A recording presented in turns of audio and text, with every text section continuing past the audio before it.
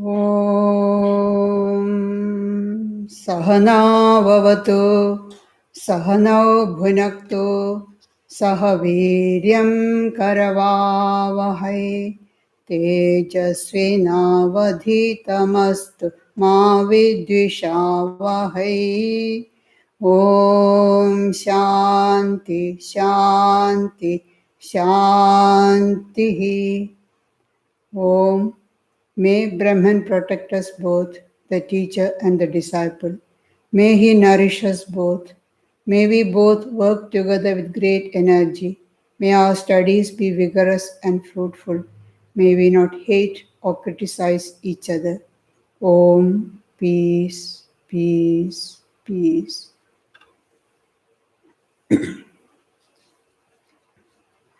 We are continuing with our study of the Yoga Sutras of Patanjali. We have finished the first 4 steps, but because it is a long time since we did, so before we go to the 5th one, we'll just go through the first 4 steps in the 8 limbs of the yoga as Patanjali describes. The first one is yama. Yama consists of 5 disciplines: ahimsa, non-violence; Satyam, truthfulness; Astayam, non-stealing; Brahmacharya, continence; and Aparigraha, non-receiving of gifts. When we say non-violence, it is not just non-killing, it is non-violence in thought, word, and deed. If you hurt anybody with your words or even your thoughts, you are doing violence. So ahimsa is non-violence in thought, word, and deed. The same way with satyam, truthfulness. Truthfulness in thought, word, and deed. Again, truthfulness has got 2 aspects. Speak the truth and keep up the word that you have given. Both ways you have to be truth. Now, often we say in joking, we tell lies. We don't consider them as lies. But if you are practicing to become a yogi, you cannot do that. You can see in the life of Sri Ramakrishna, one day when the young disciple Rakhal came, Sri Ramakrishna asked, I can't look at your face. Did you do something wrong?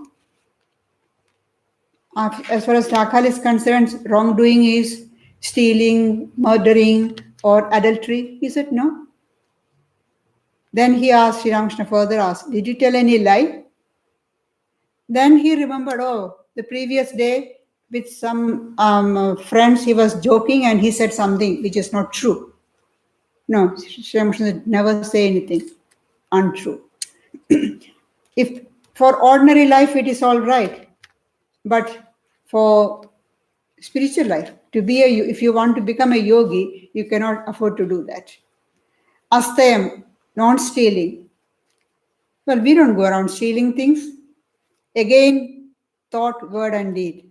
If you see something which you belongs to somebody, but you want to possess it, you are doing theft in your mind. No, you cannot do that.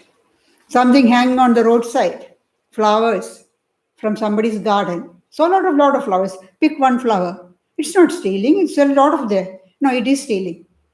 Patanjali says it is stealing because you didn't ask the permission of this owner. Brahmacharya, continence, chastity, again, thought, word, and deed. Aparigraha, non-receiving of gifts. Often people give offerings to God or holy people with a lot of desires behind it to fulfill their desire. Even if there is no strings attached like that, receiving gift will affect the receiver. The impressions, the vibrations of the donor will affect the receiver. So we have that if you want to be a yogi, You have to protect yourself in every way because this is the first step. This is the foundation. You cannot afford to receive gifts. They are the 5 yamas. Then we come to the niyama, cleanliness or purity, contentment, austerity, self-study, and surrender to God. Cleanliness or purity. Purity internally and externally. External purity is easy, we can clean with water, but internal purity, mental purity is more important. Santosha, contentment. Be happy, be content with what you have got, with your surroundings. Even if the people around you or the circumstances are not conducive, disturbing, accept it. So for contentment to practice, we need forbearance. We must be ready to accept things. Well, I deserve this, that's why I got this. I am put in these surroundings, or I have to deal with these people. There is something for me to learn from these things. So be content instead of grumbling, complaining. Be content and learn the lesson. If it is a difficult situation, learn something from that and move forward. That is santosha. Tapas, austerity. Bhagavad Gita speaks about 3 types of austerity: physical, vocal, and mental. All these, the yamas, what we talk about, non-violence, truthfulness, non-stealing, all and continence, all this comes under the 3 types of austerities. Then swadhyaya, self-study, studying of sacred books, and also studying of your own mind, self-study, self-examination, self-analysis. At the end of the day, how much you have spent usefully in improving my mind, improving my progressing on a spiritual path. How much time I have wasted in gossip, in speaking about others, hurting others. If we can analyze ourselves every day like that, it will be great practice to improve ourselves, go more forward. Then Ishvara Pranidhana, the last one, that is surrender to God. Whatever happens, it's happening by the will of God. They are the first 2 steps, yama and niyama. Then the third is asana, posture. Patanjali says, whichever posture which is comfortable, or in that post in which you can sit for a long time, that is the posture for you. And then pranayama, that is controlling the flow of the vital forces. By the practice of yama and niyama, we lay the foundation for spiritual life. They are and the ethical and moral principles, and they will lay the foundation for the spiritual life. And practice of yama and niyama removes the emotional disturbances that we have. Practice of asana, posture, removes, we get control over the body so that we can, physical disturbance, the disturbance from the causes caused by the body will be removed. And pranayama removes the disturbances caused by irregular flow of the vital forces. Now, mastery or becoming an expert in the preceding steps is absolutely necessary for success in the following steps. So, the practice of these first 4 steps, yama, niyama, asana, and pranayama, are absolutely necessary, a must, in order to go to the next step, which we are going to do today, the 5th step, Pratyahara. In the first 4 steps, Patanjali dealt with the moral and physical side of life in the practice of Raja Yoga.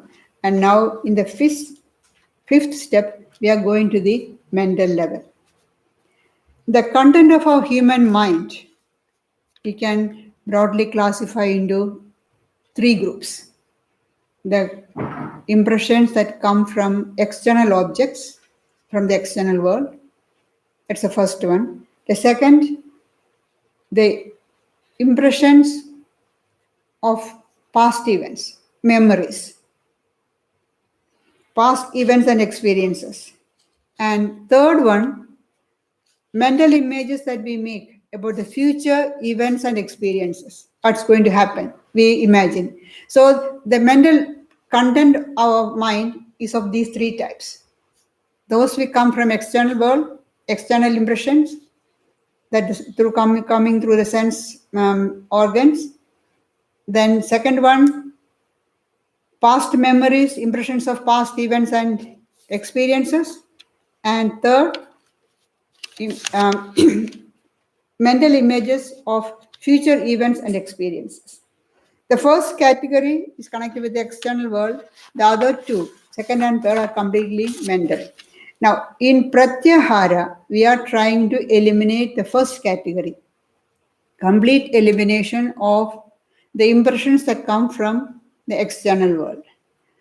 So, Sutra 54, Patanjali says, Swasya Vishaya Asamprayoge Chitta Swarupanugara Ivendriyanam Pratyaharaha.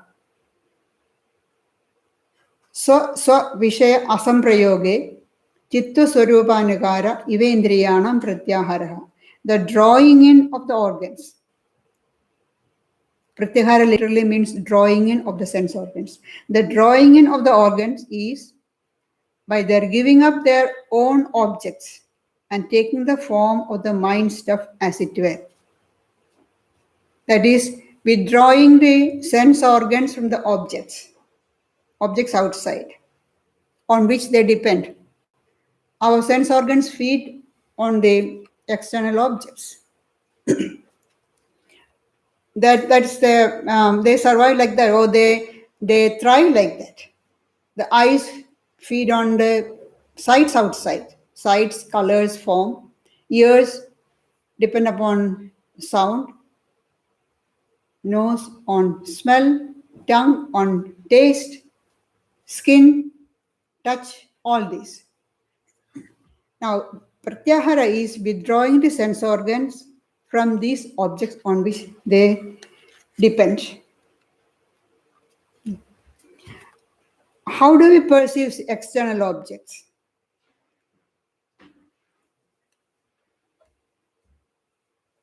There you can see external objects are there. The vibrations from the external objects, whether it is light vibration or sound vibration or smell, they come and hit the corresponding organ. Like light comes to the eyes, sound comes to the ears, smell comes to the nose, taste the tongue, and touch the skin. But we have to remember these eyes, ears, what we usually say, they are actually the external part of the organ, but they are external organ. The real organ is the brain center.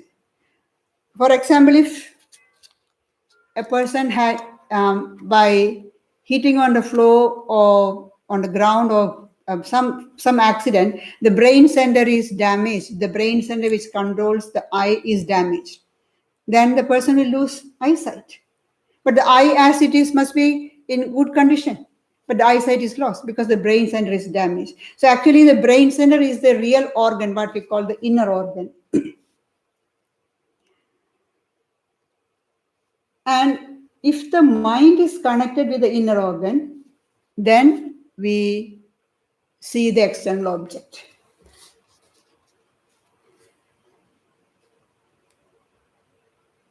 The impressions from the external object come to the outer organ. From there goes the brain center. And if the mind is connected with that brain center, we perceive that object, either sound, sight, smell, whatever it is. And then behind the mind is the intellect, buddhi, which sort this out, which is lighted up by the light of the Atma and the Self. And that is how we actually perceive the objects, external objects.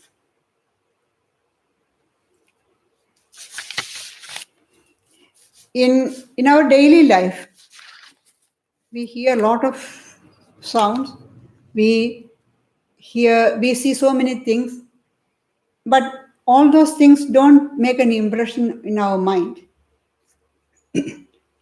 For example, you go out the street, you see so many things, but how few really catch your attention? Very few, because the mind is not connected with that. For example, you are in a huge crowd, so many faces you are seeing. You don't remember all those faces, but suddenly one face remembers because you knew that face earlier. The mind got attached to that particular face, so you remember that. That is why we say the mind has to be connected with the inner organ to get the impression. Another example you can say, we are all sitting here. Now the clock is ticking, going on ticking, but we are not hearing that sound because the mind is not on that. Or you are absorbed in reading a book. The doorbell rings, the phone rings, the clock ticks. You don't hear anything because the mind is not attached to those or in the inner organ because you're absorbed in the reading. So only when the mind is attached to the organ, that organ the impression comes in.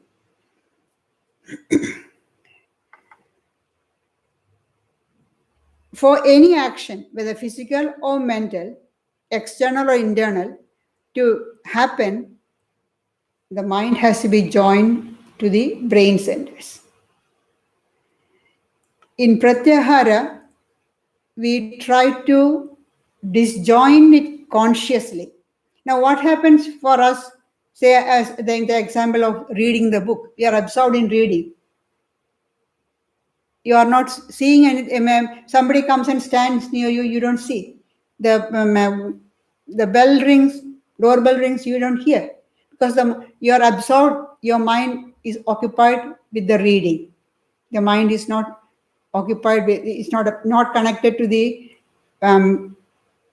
other or brain centers or internal organs, but it is occupied with something else, like external act. Unconsciously, we are shutting it out. This in Pratyahara, we do it consciously.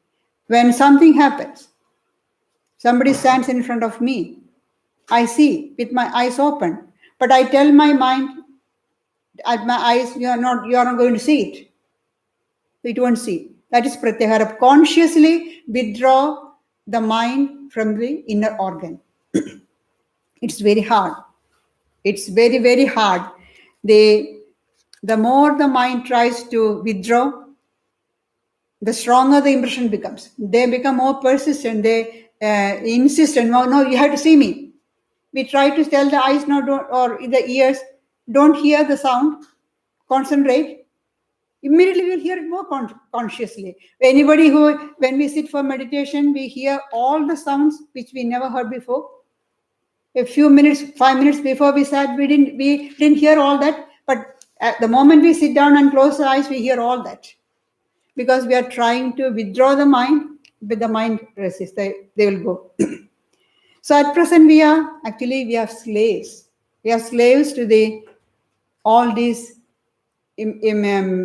organs. We are slaves to the sounds, sights, taste, smell, all that. But when the mind is under our control, then we become masters. That is possible. We have to train the mind to join with the inner organ when we want.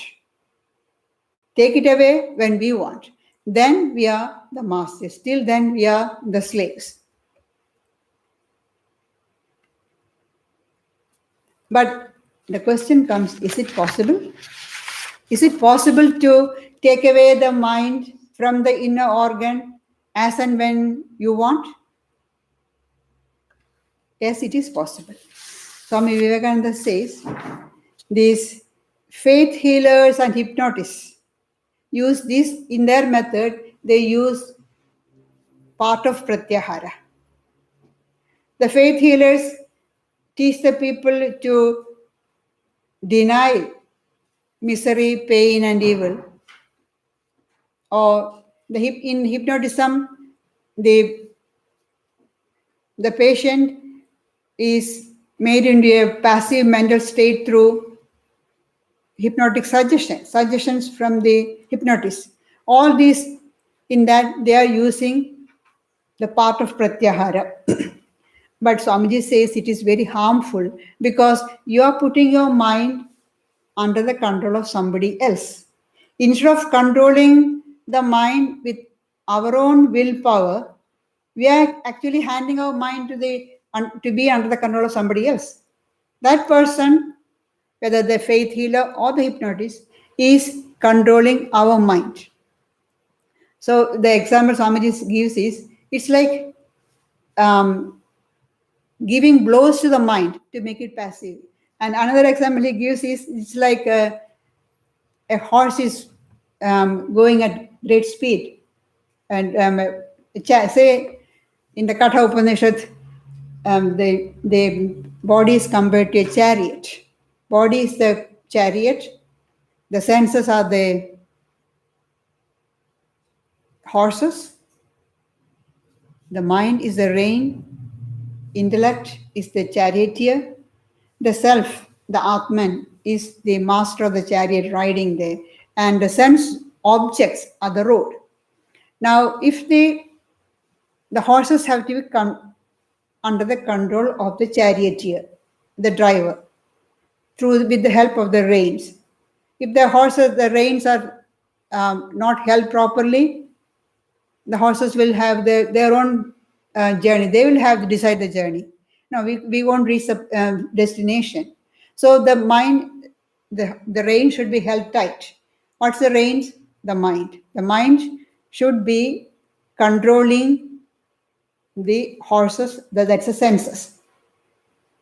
Now, in faith healing or hypnotism, what Swamiji is comparing is, it's like hitting the horses with somebody else is coming and hitting the horses on the head to make them weak, to make them submissive. That will make the horses weak. It's not going to have the good effect in the long run. For the time being, it may be effective, but in the long run, it's harmful. It's harmful to the patient who is going through these things. So Swamiji says in the long run it is harmful.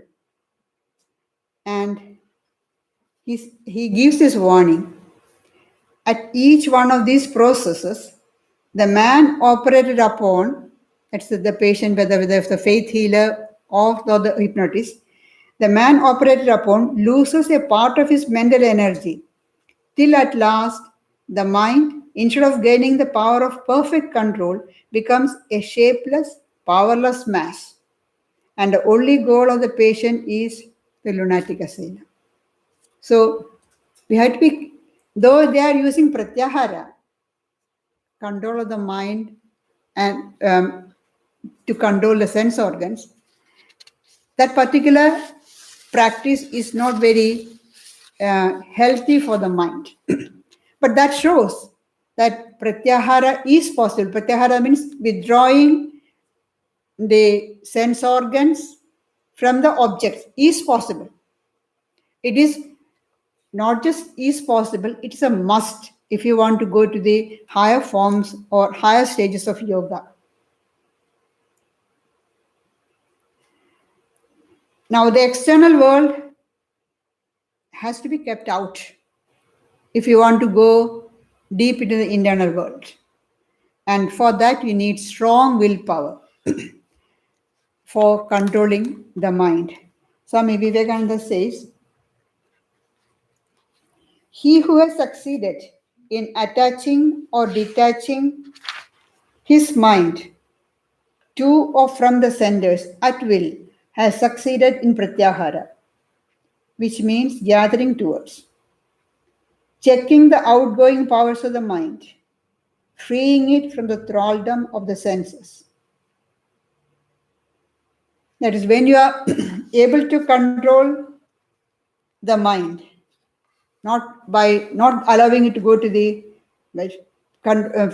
centers, brain centers,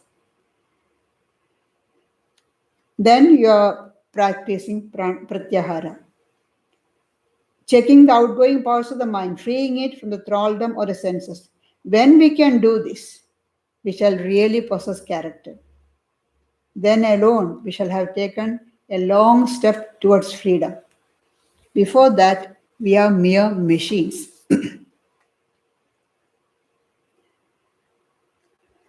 So only when we are able to attach our mind or detach the mind at will, when we want, from the senses, then we are free. Then we are the masters. Till then we are slaves.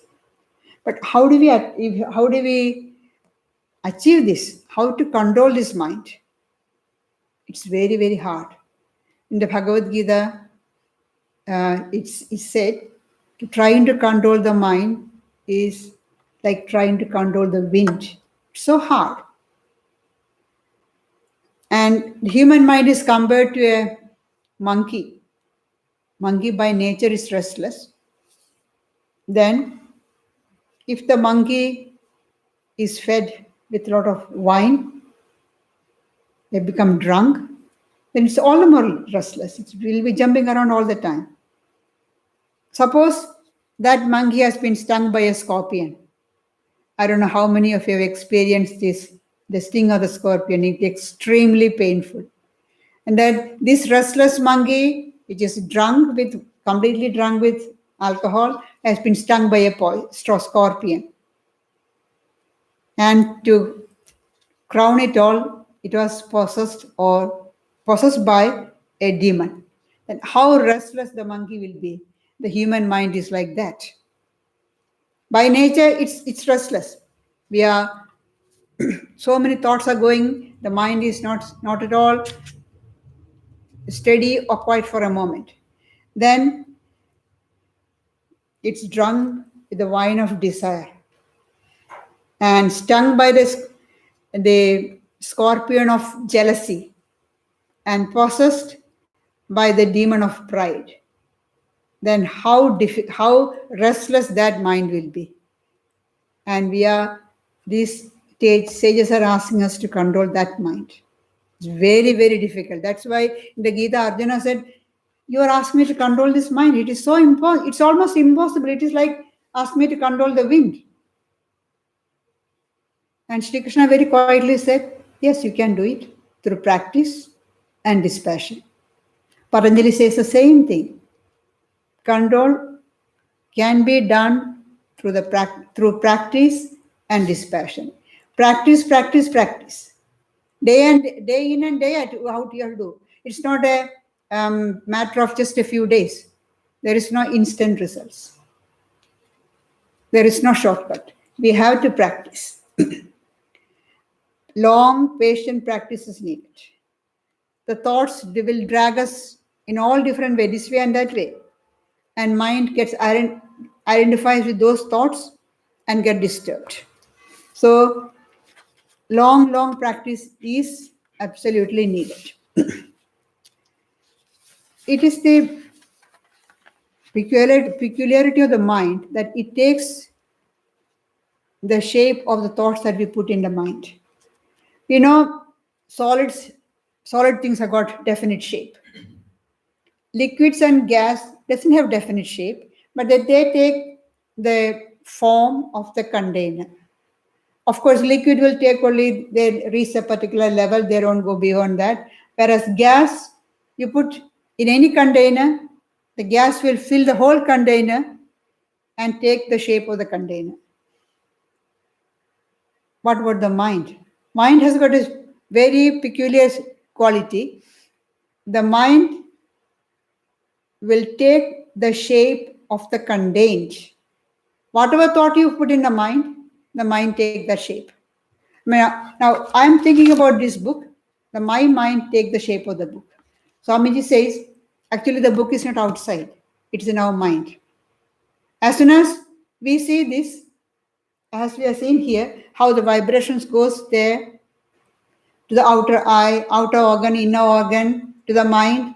Mind is connected with that, and the mental picture comes. Actually, the book is in the mind. What is outside externally, we don't know. Something is outside in the external world, and we project from the mental impression, and together is what we call the external objects. What is exactly out there, nobody knows. We can't know. The mind takes the shape of what we put in the mind. The shape, all the thoughts that we put in. That's why there's sayings, and there's a saying that you are what your thoughts are. Whatever thoughts we have put in the mind takes that shape.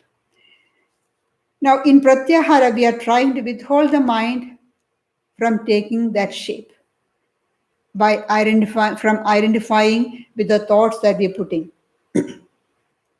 Pratyahara literally means withdrawing the organs from the objects, sense objects. But that is possible only when we are able to control the mind.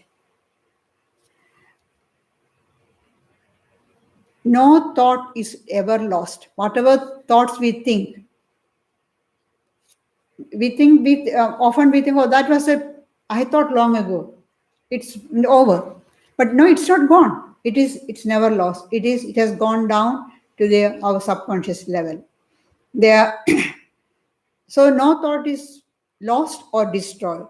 All the past thoughts, past impressions, they are all in a subconscious mind, as our likes and dislikes, our biases and prejudices, our desires and ambitions. All these are our past thoughts.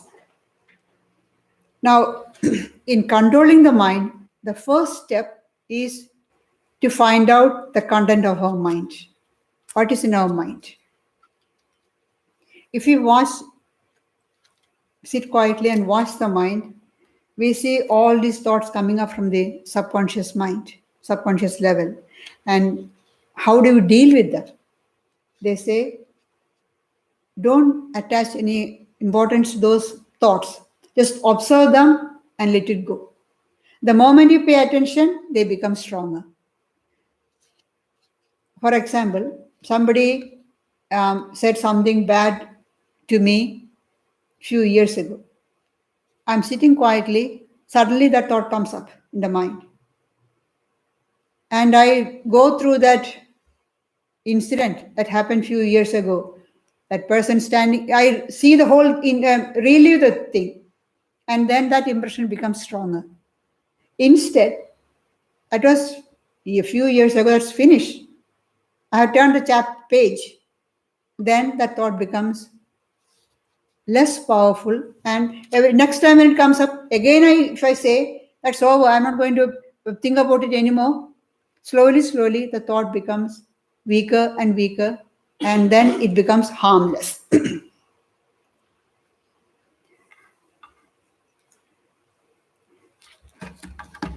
Talking about how to practice that, Swamiji says, the first lesson then, I'll be reading quite a bit from here.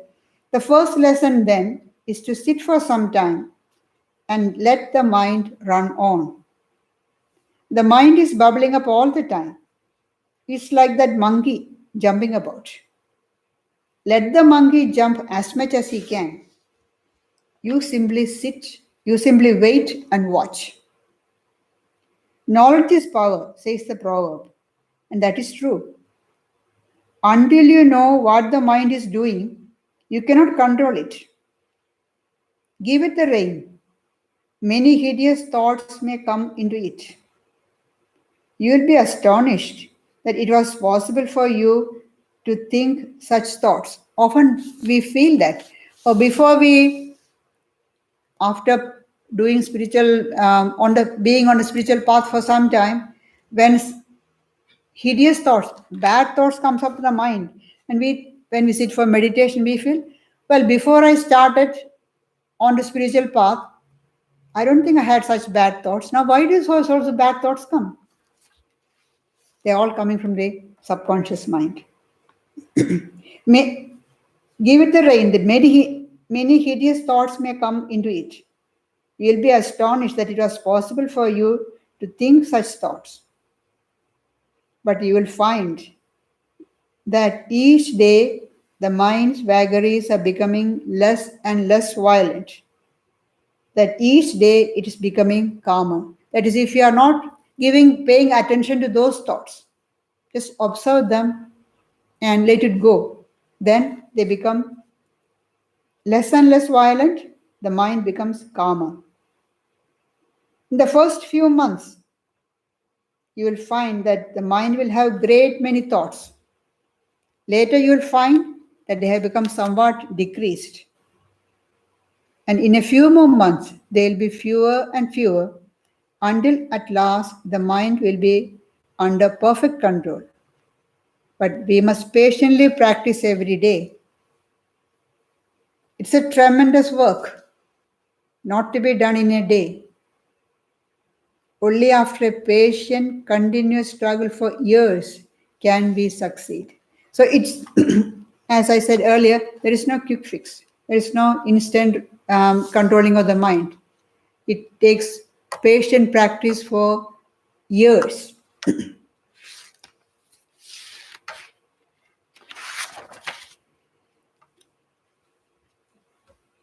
The only way to overcome disturbing, painful thoughts is to bring in elevating, positive thoughts, thoughts about God. If we try to remove the negative thoughts, if you try to remove the painful thoughts, actually they become powerful because you are paying attention. The moment you pay attention to those thoughts, they become powerful. Your negative thoughts, whatever it is, you pay attention, even if you are trying to remove them. I want to remove these thoughts. You are paying attention. They become stronger and they become deep-rooted. Instead, bring in other thoughts, bring in positive thoughts, bring in elevating thoughts.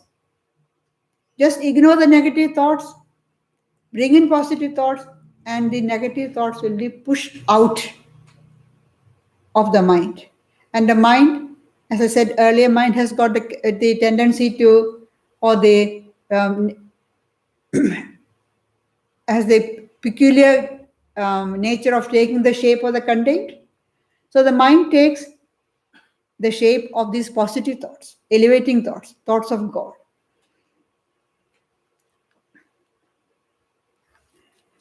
So we cannot say such and such a person is bad, because that person had bad thoughts. So they took the shape. The mind took the bad negative thoughts, the negative impressions.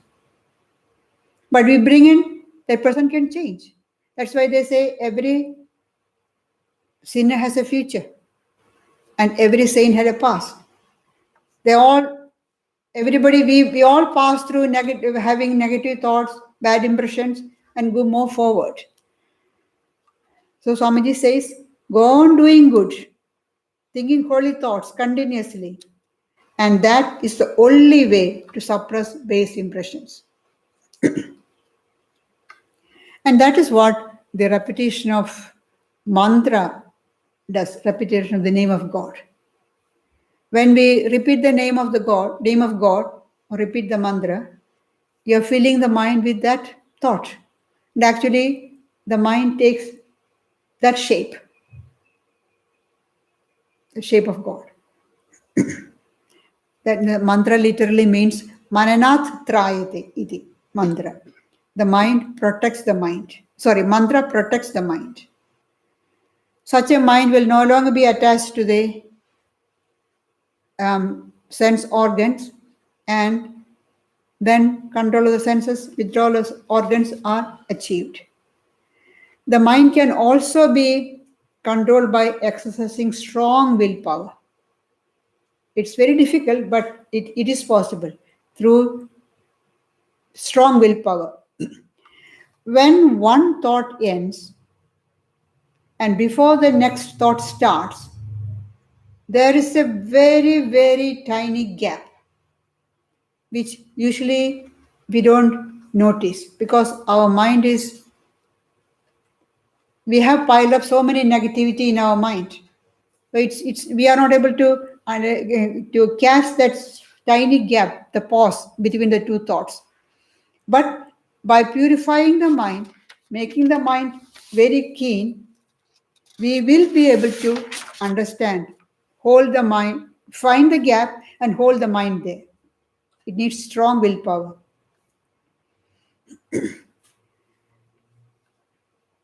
If you can hold the mind between the small gap, which is fraction of a millisecond, in that time gap, if you can hold the mind there, the mind will stay there without attaching to any of those thoughts. And by practicing, constant practice, that gap can be increased.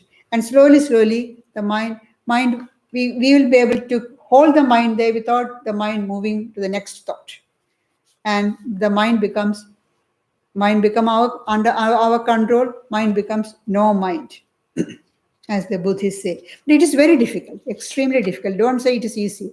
The easier path is filling the mind with positive thoughts of God. That is why devotion, surrender to God is easier for controlling the mind. And Patanjali also says, Isara Pranidhana, surrender to God. In the first sutra in this chapter, in the second chapter of the first sutra, Patanjali talks about Kriya Yoga, the 3 steps. Tapas, Swadhyaya, Isara Pranidhana. Now we come to the Sutra 55. Tata Parama Vashendriyana.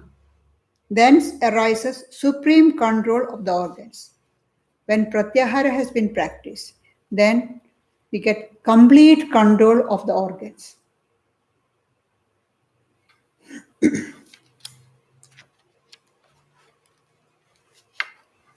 Swamiji says, when the yogi has succeeded in preventing the organs from taking the form of external objects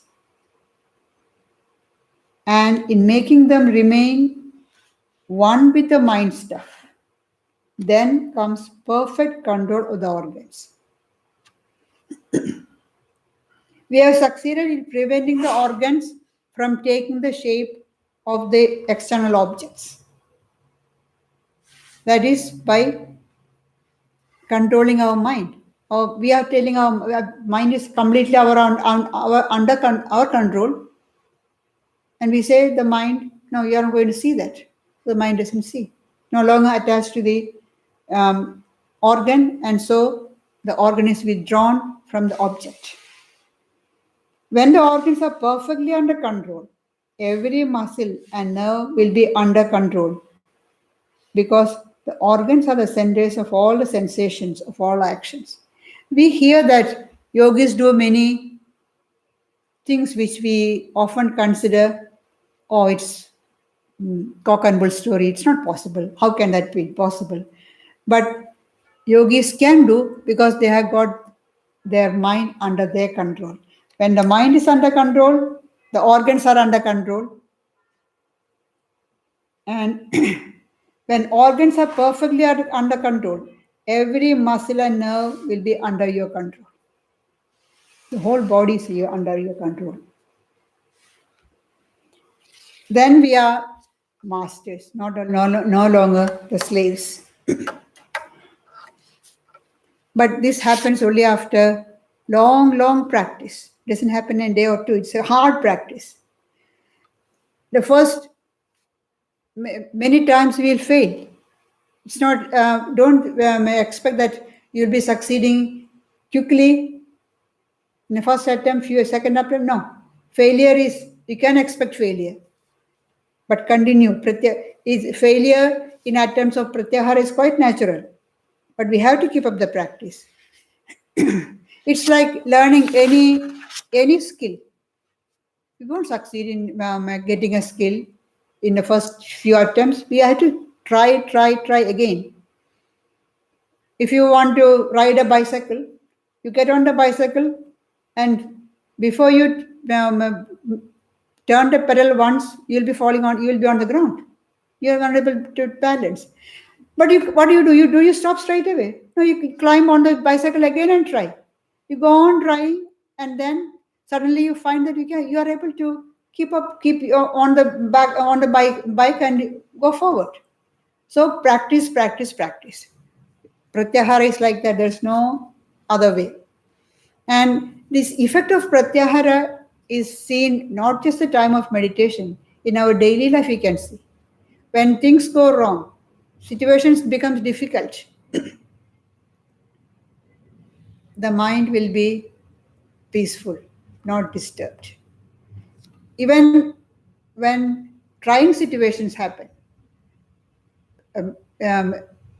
things go against what you expected, still you will be able to control your mind. You will be able to keep the mind calm. Not that you are unconcerned or not responding to that. No, you are the master of the mind.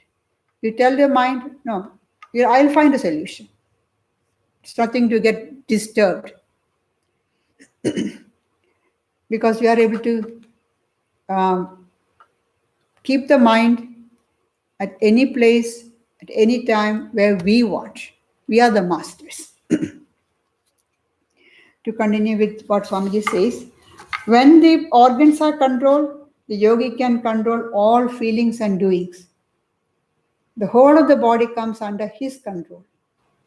Then alone, one begins to feel joy in being born.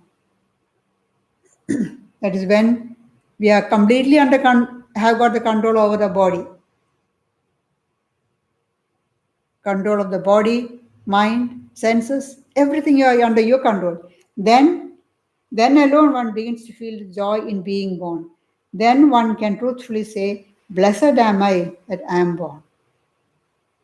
When that control of the organs is obtained, we feel how wonderful this body really is. Thus, we come with Pratyahara, we finish the second chapter. In the next class, we'll start the third chapter. Actually, it is called The Powers of Yoga. There, first, Patanjali will be dealing with the final three stages, the last three stages, Dharana, Dhyan, Samadhi. That we will do in next month.